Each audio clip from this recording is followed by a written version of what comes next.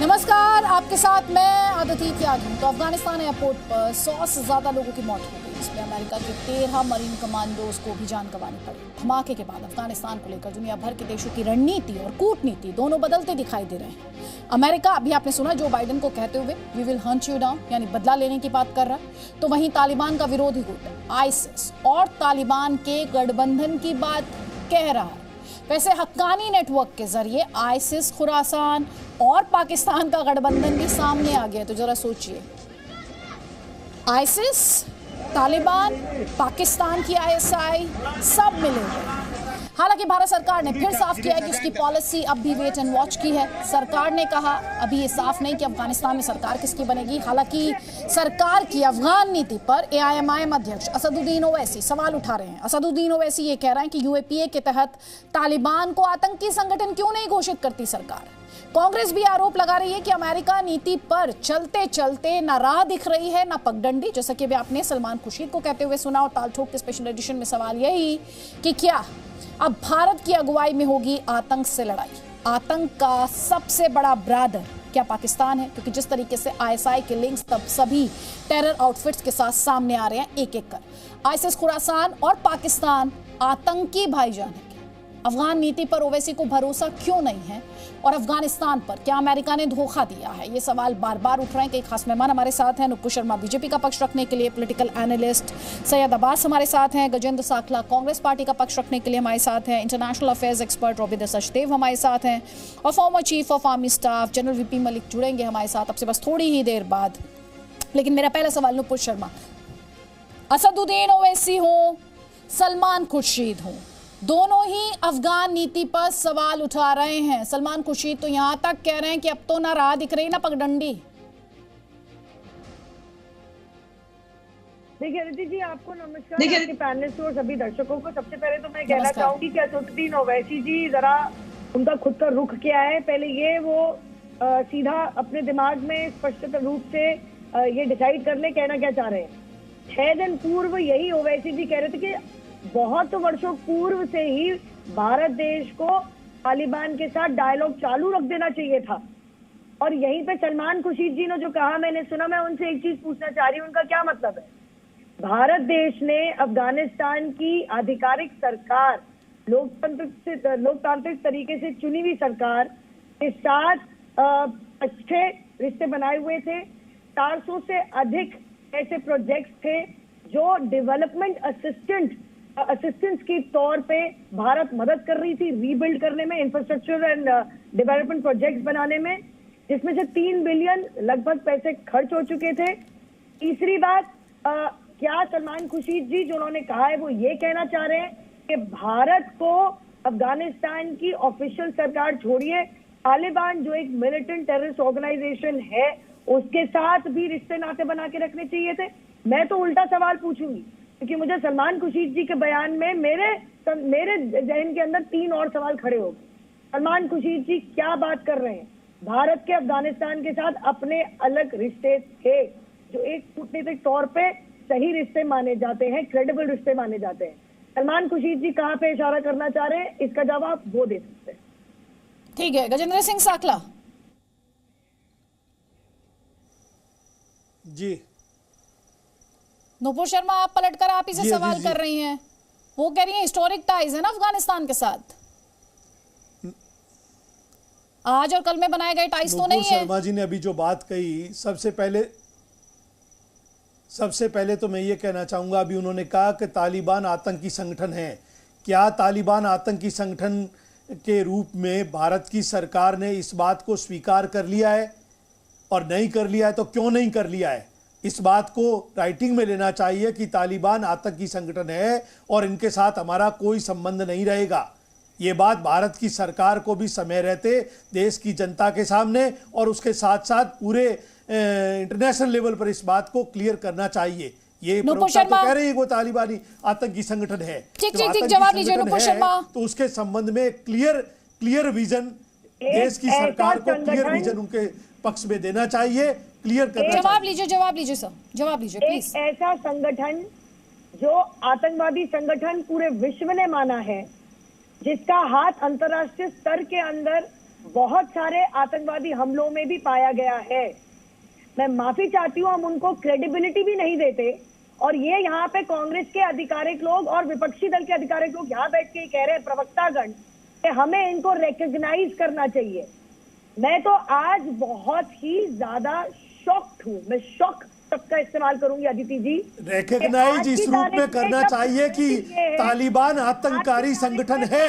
ये है भारत की सरकार को आधिकारिक रूप से कहना चाहिए, तब कोई पार्टी या उसका प्रवक्ता इस बात को जिम्मेदारी से रख सकता है। खुद जीवित सुरक्षित अभी तक इस बात को मुगालते में क्यों रखा है? भारत की सरकार इस बात की गजेंद्र सिंह साकला जी, उनकी बात पूरी हो जाने दीजिए सर। दो आवाजें एक साथ आती है, कोई क्लैरिटी नहीं जाती। 20 सेकंड्स नुपुर शर्मा, आप अपना आर्गुमेंट कंक्लूड कीजिए, उसके बाद Gajendra Singh Sakla, please to the point. साफ सी बात तो ये है कि आज भारत देश की प्रायोरिटी सिंपल ये है। प्रायोरिटी नंबर 1, भारत के जितने नागरिक हैं, चाहे एनआरआई हो, ओसीआई कार्ड होल्डर हो, यहाँ तक के अफगानी नेशनल्स हो जिन्होंने दरखास्त डाल रखी है कि हमारे को भी यहाँ पे पनाह मिले, उनके लिए भी होम मिनिस्ट्री जो इमिग्रेशन वीजा रेगुलेशन देखती है, उन्होंने उसको भी नए रेगुलेशन बनाने के लिए प्रोसेस में डाल रखा है। भारत की एकमात्र आज प्रायोरिटी ये है कि हमारे लोग जीवित सुरक्षित वापस लौटे। तो मैं आपको बताना चाहूंगी कि 20 लोगों की एक टीम बनाई है भारत देश की सरकार ने, जिसमें 7 या 8 लोगों का काम कुछ नहीं है बट कांटेक्ट मेंटेन करना है। यहाँ भी पता चल रहा है कि भारतीय लोग ऐसे भी हैं अफगानिस्तान में जो अन्य देशों के लिए अफगानिस्तान में रह के काम करते थे, उन्होंने अपनी मर्जी से उन अन्य देशों में जाके पनाह लेना सही समझा है, क्योंकि उनकी एम्प्लॉयमेंट उन देशों के द्वारा हो रही थी, चाहे वो अमेरिका हो, चाहे वो कनाडा हो। नहीं, उनका जो सवाल आपसे था वो तालिबान को लेकर था। प्लीज अब हम मुद्दे से अलग जा रहे हैं। गजेंद्र साकला 20 सेकंड्स, उसके बाद सैयद अब्बास, प्लीज जल्दी जल्दी एक कॉमेंट। बिल्कुल अजीज जी, मैं बहुत स्पष्ट रूप से इस बात को कह रहा हूं कि भारत की सरकार की, जैसे अभी प्रवक्ता ने बताया, प्राथमिकता भारत के लोगों को और वहां जो भी जरूरतमंद लोग हैं उनको लाने के, हम इसमें सहमत हैं। हम इस भारत की सरकार के इस निर्णय में सहमत हैं, लेकिन उसके साथ साथ भारत की चुनी हुई सरकार को तालिबान के रूप में भी अपना स्पष्ट वक्तव्य देश की जनता के सामने और देशों के सामने रखना चाहिए। नहीं, गजेंद्र सिंह साकला जी, मेरा एक सवाल है आपसे सर। मेरा एक सवाल है, क्या विदेश नीति, क्या फॉरेन पॉलिसी डोमेस्टिक पॉलिटिक्स के आधार पर तय की जाएगी? जी, क्या फॉरेन पॉलिसी, विदेश नीति, डोमेस्टिक पॉलिटिक्स, डोमेस्टिक ऑप्टिक्स के आधार पर तय की जाएगी? हमने ना डोमेस्टिक एथिक्स की बात कही है, ना पॉलिटिक्स की बात। हम तो ये कहते हैं भारत देश की चुनी हुई सरकार का एक स्पष्ट सोच होनी चाहिए कि हमारी तालिबान के प्रति हमारा क्या रवैया रहेगा या क्या रवैया है। इस रवैये को लेकर अगर हम की मम है तो ये बात चिंता की बात है। भारत सरकार के लिए ये बात स्पष्ट वक्तव्य सामने आना चाहिए। क्या कह रहा है अभी इस बात को मिनिस्ट्री ऑफ एक्सटर्नल अफेयर्स क्या कह रहे हैं? Wait and watch. Ministry of external affairs क्या कह रही है sir? Wait and watch policy की बात कर रही है सर। इस पे भी आपदा में अवसर ढूंढना है। अमेरिका की पॉलिसी के पीछे कब तक चलेंगे? अमेरिका की पॉलिसी के पीछे कब तक चलेंगे? सर, इसमें अब अमेरिका की पॉलिसी कहां से आ गई सर? पॉलिसी के अकॉर्डिंग हम थोड़ी नहीं, गजेंद्र साकला जी, इसमें अमेरिका की पॉलिसी कहां से आ गई? आपको अमेरिका की पॉलिसी इसमें कहां से आ गई सर? तालिबान के साथ नेगोशिएशन टेबल पर अमेरिका गया सर, इसलिए आ गई। इसमें आपको अमेरिका की पॉलिसी कैसे दिखाई दे रही है? 19 साल से फैक्चुअल रही है। अमेरिका पॉलिसी कहां ये रही? अमेरिका की पॉलिसी ये कहां रही सर? नेगोशिएशन टेबल पर गया तालिबान के साथ अमेरिका। कैसी बातें कर रहे हैं, कैसे गुमराह कर रहे हैं सर? आपको क्लैरिटी तो हो तत्यों को लेके, तख्तियों को लेके क्लैरिटी तो रखिए सर, कम से कम कुछ भी मत बोलिए ना। अमेरिका का 19.5 सैयद अब्बास सारी व्यवस्थाओं को सर, पहले आपको पता होना चाहिए अमेरिका कहाँ लोकेटेड है, भारत कहाँ लोकेटेड है, भारत के अफगानिस्तान के साथ क्या टाइज है, क्या उसका पर्सपेक्टिव है, क्या उसका कॉन्टेक्स्ट है सर, उसके बाद बात होनी चाहिए। फिर जब डिप्लोमेसी की, फॉरेन पॉलिसी की बात करते हैं तो वही सवाल कुल मिलाकर आते हैं कि डोमेस्टिक पॉलिटिक्स फॉरेन पॉलिसी को गवर्न करेगी। ये अपने आप में एक सवाल है। लेकिन सैयद अब्बास, कुल मिलाकर आपदा में अवसर ढूंढ रही है कि भारत के नेता? जी, सबसे पहली तो ये बात है अदिति जी के जो सवाल असदुद्दीन ओवैसी साहब जो ऑल इंडिया मजलिस इत्तेहाद मुस्लिमीन के लीडर हैं, उनका सवाल बिल्कुल सही है। और वो बात क्या कर रहे हैं सबसे पहले तो ये बता रहे हैं कि ये वही तालिबानी है जिन्होंने इंडियन एम्बेसी को 2 बार अटैक किया, वो भी ग्रीन जोन में, जहां पे एक डिप्लोमेट की मौत भी हो गई थी। क्या भारत सरकार इन 100 तालिबानियों को रीडेजिग्नेट करेगा और उसके साथ साथ तालिबान को रिकग्नाइज वर्ल्ड स्केल पे ऑफिशियली ये रिकग्नाइज करेंगे आप क्या आतंकवादी संगठन है? तो ये सवाल जो है यहाँ की ministry of external affairs ministry को इनके जवाब देने चाहिए। यही नहीं, अफगानिस्तान के मद्देनजर रखते हुए आपकी पॉलिसी क्या है? उसके साथ जो ये सवाल पूछते हैं कंटिजेंसी प्लान क्यों नहीं था, ये सवाल जो पूछ रहे हैं असदुद्दीन ओवैसी साहब बिल्कुल सही है और इन सवालों के जवाब देना पड़ेगा भारत की सरकार को। नुपुर शर्मा, मैं एक ही चीज बोलूंगी अदिति जी, आज की तारीख में भारत देश की प्राथमिकता किस चीज पे होनी चाहिए? ये जो इन्होंने कहा है, इनको पता नहीं है क्या कि 15 अगस्त को जो तालिबानियों ने किया उसके अगले दिन ही ये भारत के दूतावास में पहुंच गए थे। वहां पे गाड़ियां, हमारे कागज, और ये सिर्फ बात नहीं कि 3000 वहां पे भारत के नागरिक हो या भारतीय लोग वहां पे है, जो लगभग सुर्खियों के द्वारा पता चल रहा है। ये भी है कि हमारे दूतावास में जो हमारे लोकल कॉन्टैक्ट और लोकल नेटवर्क है अफगानी लोगों के बीच में, उनकी भी डिटेल उसी दूतावास में थी। आपके पहले सवाल का जवाब ये रहा जो ओवैसी जी ने कहा था, और दूसरे सवाल का जवाब मैं सीधा ये दूंगी, भारत देश की सरकार की प्राथमिकता क्या होनी चाहिए? तालिबान से झगड़ा आज की तारीख में एज ऑन डेट, या फिर सबसे पहले सेफ, सुरक्षित, जीवित रिटर्न, वापसी हमारे लोगों की? वेट एंड वॉच पॉलिसी का मतलब यह है कि जब तक हमारे लोग जीवित सुरक्षित वापस नहीं आते, भारत सरकार चैन नहीं लेगी। ये सीरिया में करके दिखाया हमने, यमन में करके दिखाया, यूक्रेन में करके दिखाया। इवैक्यूएशन को लेके सवाल नहीं है, आप फिर से 2 सवालों को मिक्सअप कर रहे हैं नुपुर शर्मा। इवैक्यूएशन को लेकर सवाल नहीं है, आपकी पॉलिसी अफगानिस्तान को लेकर क्या है, आपका स्टैंड तालिबान को लेकर क्या है? क्योंकि एमईए तो बार बार कह रही है वेट एंड वॉच है। जो असदुद्दीन ओवैसी सवाल उठा रहे हैं, जो असदुद्दीन ओवैसी ने सवाल उठाया, जो असदुद्दीन ओवैसी का सवाल है, ma'am let me finish at least, let me finish my question please. उन्होंने सीधा सा कहा कि यूएस ने तो इतनी कर्टसी भी नहीं दी इंडिया को कि एक हेड्स अप देता। अब इंडिया क्या कर सकता है? स्थिति में डाल दिया यूएस ने कि वेट एंड वॉच है, और हम देख रहे हैं कि यूएन लिस्टेड टेररिस्ट जो है, आतंकी जो है, वो रूलिंग कोलिशन जो अफगानिस्तान में आएगी उसका हिस्सा बनेंगे। तो वो तो उस तरफ इशारा कर रहा है। वो एक अपने आप में सवाल है, भारत की पॉलिसी को लेकर सवाल है, भारत किस तरह से आगे बढ़ेगा वो सवाल है, जिस पर आपको विपक्ष को अपने साथ लेकर चलना पड़ेगा। और वो सवाल कई एक्सपर्ट्स का भी है। रोबिंदर सचदेव, मैंने आपको पूरे 14 मिनट दिए, प्लीज हर सवाल को काउंटर करने के लिए ma'am. Now let me give the floor to Robinder Sachdev.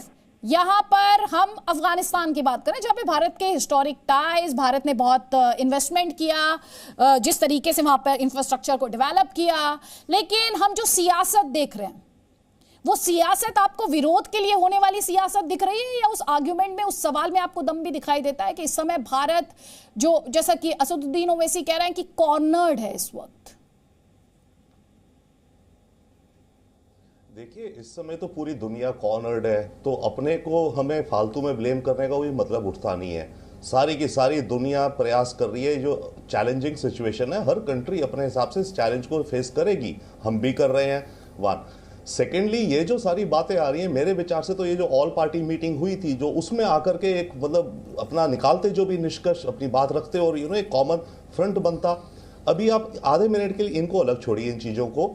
And also as you said very rightly, diplomacy में और वर्ल्ड अफेयर्स में ब्लैक एंड व्हाइट नहीं होता, हमें मल्टीपल चीजें करनी होती हैं। और जो वेट एंड वॉच की बात चल रही है ना, ये थोड़ी कि भारत जस्ट बैठ के देख रहा है, अध्ययन कर रहा है, नहीं।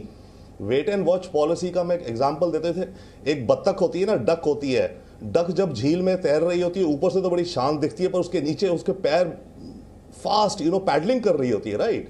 तो बहुत कुछ चीजें हो रही हैं जो हमें पता नहीं है, बट उन पे कैसे डिसाइड करना है वो अप्रोप्रिएट टाइम पे किया जाएगा। अब मैं एक पॉइंट कहूंगा क्विकली, जो हमारी आप वर्ल्ड लीडरशिप कहिए या जो भी सोल्यूशन की तरफ कहिए for our Afghan brothers and sisters, मैं कुछ दिनों से या recently in fact we are saying कि अफगानिस्तान में विमेन सिक्योरिटी के लिए, लड़कियों को स्कूल जाने के लिए UN peace keeping force deploy करी जाए। देखिए, तालिबान ने खुद एडमिट करा है 2 या 3 दिन पहले कि हमारे जो तालिब हैं वो तो इतने बेहुदे हैं, अनट्रेंड है, उनको रिस्पेक्ट करना नहीं आता लड़कियों को और विमेन का। तो जब तालिबान वो बात खुद कह रहा है, तो why not India put this to the UN security council कि यूएन पीस कीपिंग फोर्स और किसी काम के लिए नहीं, but only for the women, उन बच्चों को एस्कॉर्ट करके ले जाए, घर से स्कूल ले जाए, घर से उनके दफ्तर ले जाए, आदान प्रदान करें। आई नो इसमें काफी चैलेंजेस होंगे, but this can be a very creative first step और one of the steps by Indian and Indian diplomacy. आप जब इंडिया और इंडियन डिप्लोमेसी की बात करें, एक बड़ा सवाल जो लगातार एक्सपर्ट्स ने उठाया है बीते करीब 2 हफ्तों में, वो यही है, क्या यूएन ने अपने रोल को सही तरीके से निभाया है as far as Afghanistan is concerned. हमारे साथ जनरल वीपी मलिक जुड़ गए हैं, former army chief. General Malik, बहुत बहुत स्वागत है सर, गुड इवनिंग, जय हिंद। जी न्यूज़ के लिए आपने वक्त निकाला है सर। सबसे पहला सवाल, जो इस वक्त हम हालात देख रहे हैं अफगानिस्तान में, उसमें एक बात तो एकदम क्लियर है, वो है पाकिस्तान का रोल और टेरर नेटवर्क्स के आपस में रिश्ते, चाहे वो तालिबान हो, चाहे वो हक्कानी नेटवर्क हो, चाहे वो अलकायदा हो, यहाँ तक कि जो खुफिया रिपोर्ट्स हैं वो तो ये भी दावा करती हैं कि मुखौटा लगा रहे हैं इस समय आईएस खुरासान और तालिबान अलग अलग, लेकिन ये भी मिले हुए हैं। आपकी बात सही है, मैं भी उसी बात को मानता हूं, क्योंकि पिछले कई सालों से जो बातें तालिबान ने की हैं या कर रहे हैं और जिस तरीके से उन्होंने हालात बना के रखे थे, और खासकर पिछले महीने में जितनी जल्दी से उन्होंने पूरा का पूरा अफगानिस्तान के ऊपर कब्जा कर लिया और खासकर काबुल के ऊपर, इसका मतलब ये है कि ये जो सारे आतंकवादी संगठन हैं, चाहे वो खुरासान वाले हों या दाइश वाले हों या हक्कानी ग्रुप हो या जितने भी ऐसे हैं, ये सब के सब मिलकर काम कर रहे हैं। ये मेरा अपना विचार है और इनके ऊपर एक छाता रखा हुआ है, अम्ब्रेला रखा हुआ है, जिसका कंट्रोल, जिसका जो पाकिस्तान आईएसआई के हाथ में है। ये सारी बातों को देखते हुए, खासकर पिछले 2-3 दिनों की बातों को और समझने के लिए मेरा ये मानना है कि ये कार्रवाई जो है इसका मास्टरमाइंड वो आईएसआई है। आप कह रहे हैं मास्टरमाइंड आईएसआई, तो क्या ये ना कहा जाए पूरी दुनिया के सामने, ये ना कहा जाए कि किस तरह से पाकिस्तानी दरअसल आतंक का बड़ा ब्रदर है, या जो बिग ब्रदर बोलते हैं जिसको, दरअसल वो अगर कोई है तो वो पाकिस्तान है? बिल्कुल सही बात है। जिस तरीके से पिछले कई दिनों से कार्रवाई चल रही है पाकिस्तान, और आपने देखा होगा कि जो ज्यादा हथियार और एमुनिशन अमेरिकन छोड़ के गए हैं, उनका पाकिस्तान में जाना शुरू हो गया है। जिस तरीके से पाकिस्तान का जो अपना फॉरेन मिनिस्टर है वो गया है काबुल में सलाह देने के लिए तालिबान को, और या बाकी जगह पर जाकर तालिबान के हित में जो बातें कर रहे हैं, इससे साफ मालूम होता है कि बड़ा ब्रादर तो पाकिस्तान ही है जो इन चीजों को कंट्रोल करने की कोशिश कर रहा है। और ये जो खुरासान जिसके बारे में तालिबान कहते हैं कि पिछले उन्होंने हरकत की है, जो ब्लास्ट हुए हैं एयरपोर्ट के ऊपर, उन्होंने कराए हैं, उनकी नफी क्या है? मुश्किल से 2000 है, 1500 से 2000 मानी जाती है। और वो कहाँ पर पैदा हुए हैं, कहाँ पर खड़े हुए हैं? पाकिस्तान और अफगानिस्तान के बॉर्डर के ऊपर। ये भी सबको मालूम है कि वो लोग हक्कानी ग्रुप के साथ साथ में काम कर रहे हैं। तो ये जो है सारी हरकतें जो हो रही हैं, इसके ऊपर ज्यादा कंट्रोल जो है वो आईएसआई का ही है। आप आईएसआई की कंट्रोल की बात कर रहे हैं, आप पाकिस्तान के रोल को भी डिटेल में डिस्क्राइब कर रहे हैं। मैं आपसे ये समझना चाहती, क्योंकि हम जहां रहते हैं वहां अफगानिस्तान में जो होगा, और वो हमने इतिहास इस बात का गवाह रहा है कि अफगानिस्तान जितना अनस्टेबल हुआ है उसका असर हमने कश्मीर में पड़ते हुए देखा है। अब भी वही कंसर्न्स एक बार फिर से जाहिर किए जा रहे हैं। इतने सारे आतंकी संगठन जो कि आपस में ऐसे लग रहा है सारे मिले हुए हैं, सिर्फ दुनिया के सामने मुखौटा अलग लगाया हुआ है। भारत के लिहाज से ये कितने चैलेंजिंग कंडीशंस हैं, क्योंकि हमने ये देखा यूएस पुल आउट कर रहा है, जो नेटो फोर्सेस हैं वो पुल आउट कर रहे हैं, तो कहीं ना कहीं ऐसे लग रहा है कि अब कुल मिला के लड़ाई भारत को लड़नी पड़ेगी। देखिए, पहले तो क्या खतरा पैदा हो रहा है उसके बारे में मैं बात करूंगा। 2 बड़े खतरे इस वक्त भारत के लिए, ना सिर्फ भारत के लिए पर ये पूरे रीजन के लिए है। पहला है कि आतंकवाद जो है वो बहुत फैलेगा, चाहे वो तालिबान हो या सारे मिलकर हो, पर इस एरिया से, पाकिस्तान अफगानिस्तान के एरिया से फिर एक दफा आतंकवाद जो है वो बढ़ेगा और फैलेगा, और उसके बीच में सिर्फ ना भारत को ही नुकसान होगा, लेकिन उसका नुकसान आसपास के देशों के ऊपर भी होगा, और उसका नुकसान अफगानिस्तान के लोगों के ऊपर तो होगा ही होगा। पहली बात तो ये है, और उसके लिए भारत को अभी से तैयार रहना होगा, चाहे वो कश्मीर के मसले में, कश्मीर में आतंकवाद आ जाता है या बाकी जगह के ऊपर, हमको उसके लिए तैयार रहना पड़ेगा। इंटेलिजेंस एजेंसी, हमारी जो सिक्योरिटी एजेंसीज है, उनको अपने प्लान बना के रखने होंगे। दूसरी बात, हमको ये भी नहीं भूलना चाहिए कि ये जो रेडिकल इस्लाम है वो भी फैलेगा वहां से, और रेडिकल इस्लाम भी, उसका असर सिर्फ भारत के ऊपर ही नहीं पड़ेगा, उसका असर जो है वो पाकिस्तान के ऊपर भी पड़ेगा, चीन के ऊपर भी पड़ेगा, और चाहे वो तुर्कमेनिस्तान है या ताजिकिस्तान है, उनके ऊपर भी पड़ेगा। तो ये जो दो बड़ी चीजें जो देखने को अभी आएंगी, अगर तालिबान ने पूरा कब्जा कर लिया और वहां पर उनका राज फैल गया, तो ये दो बड़ी चीजों का असर जरूर होगा। ये जो ब्लास्ट हुए, जो सीरियल ब्लास्ट हुए, उसके बाद अमेरिका के रुख ने आपको थोड़ा सा चौंकाया। जो बाइडन कह तो रहे हैं will Hunt them down, 13 US marines जो हैं वो मारे गए इसमें। यूएस के रिस्पांस को आप कैसे देखते हैं? देखिए, ये कहना कि हम बदला लेंगे इतना आसान नहीं है। इस वक्त अभी हम देख रहे हैं कि जिस तरीके से अमेरिकन ने अपनी कार्रवाई की है, उनको पहली बात तो ये मैं बताऊं कि वो सिर्फ अपने हित की ही बात करते हैं, उनको दूसरों के बारे में कोई परवाह नहीं है। ये जो पूरा समझौता किया है तालिबान के साथ में अमेरिकन फौजों को वहां से हटाने का, ये सिर्फ उनके हित की बात हुई है। ये ना तो नेबरिंग नेशंस की और ना ही अफगानिस्तान के लोगों के हित की बात की गई है। पहली बात तो ये है। दूसरी बात, मुझे अभी ये नजर आता है कि इस वक्त अमेरिका बहुत कमजोर हालत में है, और इस हालत में वो अपने आप अकेला कुछ भी नहीं करेगा। हो सकता है कि कई देशों के साथ में मिलकर सैंक्शंस या कोई और सैंक्शंस या डिप्लोमेटिक कोई और मूव ले ले, पर मुझे उम्मीद नहीं है कि कोई वो मिलिट्री एक्शन लेगा। आपको लगता है कि मिलिट्री एक्शन नहीं लेगा? How do you see this picture unfolding? अब आगे आपको क्या होता हुआ दिखाई दे रहा है? देखिए, पहली बात तो ये है कि एज आई वाज सेइंग पहले के आतंकवाद जो है उसका बड़ा नुकसान स्ट्रेट अवे ये जो है अफगानिस्तान के ऊपर होगा। ना अगर ये सारे अम्ब्रेला के नीचे काम कर रहे हैं तो भी उसका असर जो है चारों देशों के ऊपर और अफगानिस्तान के खासकर महिलाओं के ऊपर, बच्चों के ऊपर, उसके ऊपर बुरा असर होगा, क्योंकि वो दोबारा जो चीजें पहले हो रही थी तालिबान 1 के टाइम के ऊपर फिर दोबारा शुरू हो जाएंगी।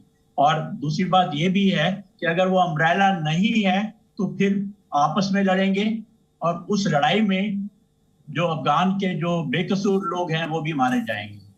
सो दोनों हालत को हम देखते हैं तो उसमें नुकसान सबका हो रहा है, चाहे वो, और खासकर अफगान के जो वो है। अब इसका इलाज क्या है?